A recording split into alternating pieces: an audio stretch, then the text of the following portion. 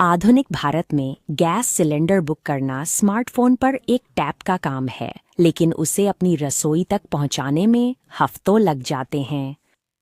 लेन then digital है, पर मेहनत बहुत शारीरिक है। देश भर में लोग अपनी दिहाड़ी छोड़कर घंटों धूप में खड़े होकर अपने कंधों पर 14.5 किलो के लोहे के सिलेंडर उठाए हुए हैं। हम एक कतार प्रधान देश बन गए हैं। स्कूलों, अस्पतालों से लेकर बस स्टैंड और रेलवे स्टेशनों तक जब भी बुनियादी ढांचा पर्याप्त नहीं होता, कतार में खड़ा होना एक सामान्य प्रतिक्रिया है। आज सड़कों पर दिख रही थकावट 2016 की घबराहट को दर्शाती है।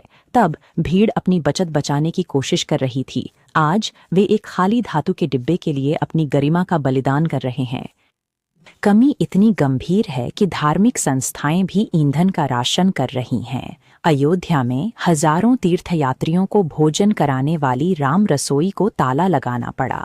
हाई स्पीड नेटवर्क दूर दराज के गांवों तक पहुंच सकते हैं, पर बुनियादी भोजन की आपूर्ति श्रृंखला बेहद नाजुक है।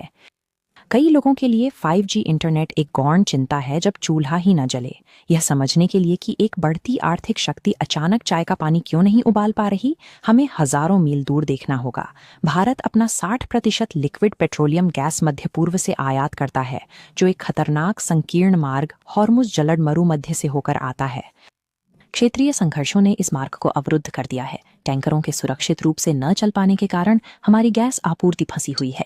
वाणिज्यिक जहाज इस समय ठप पड़े हैं, तेजी से बढ़ते सैन्य जहाजों से भयभीत हैं, या शत्रुतापूर्ण ताकतों ने उन्हें पूरी तरह से जब्त कर लिया है। इसका सीधा कारण ईरान और इजरायल के बीच घनी आबादी वाले इलाकों में मिसाइल हमलों का आदान प्रदान था। हम अपनी बुनियादी ऊर्जा जरूरतों के आयात के कारण मध्य पूर्व में एक हथियार भारतीय घर में चूल्हे की आग बुझा देता है। इसका घरेलू असर तुरंत है। उज्ज्वला योजना, जो महिलाओं को धुएं वाले रसोई घरों से दूर करने का वादा करती थी, तेजी से अपनी जमीन खो रही है।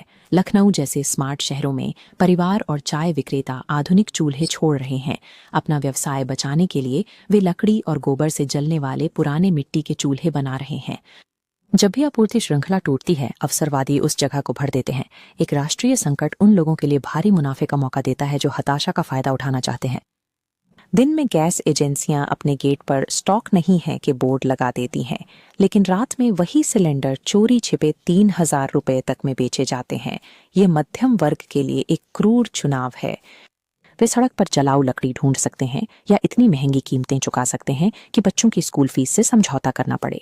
जब संकट को तुरंत मुनाफे का हथियार बनाया जा सके, तो व्यवधान का पूरा बोझ नागरिक पर डाल दिया जाता है, जो अपनी बारी का इंतजार करता है। यदि मध्य पूर्व पूरी दुनिया को आपूर्ति करता है, तो क्या हर दूसरा देश खाली सिलेंडरों और सड़क पर लगी कतारों से जूझ रहा है?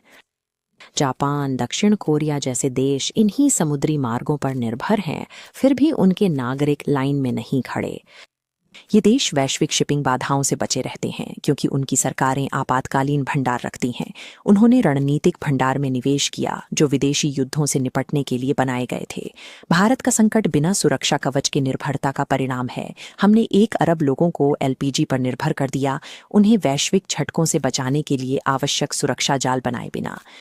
सप्लाई चेन के आंकड़ों के पीछे एक अभिभावक है जो परिवार के एक वक्त के खाने के लिए अपनी दिहाड़ी छोड़ रहा है। इसे हल करने के 2 तरीके हैं: देश में जमाखोरों पर सख्त कार्रवाई और ईरान व रूस जैसे साझेदारों के साथ कूटनीतिक दबाव से शिपमेंट फिर से शुरू करना। जब तक भारत अपने पड़ोसियों के बराबर रणनीतिक भंडार नहीं बनाता, तब तक मध्यम वर्ग विदेशी संघर्षों का मुख्य बोझ उठाता रहेगा। असली प्रगति सिर्फ इंटरनेट स्पीड के बारे में नहीं, बल्कि जुझारूपन के बारे में है। जब तक बुनियादी ढांचा ऐप्स के बराबर नहीं आता, तब तक भारतीय नागरिक का परिभाषित अनुभव इंतजार ही रहेगा।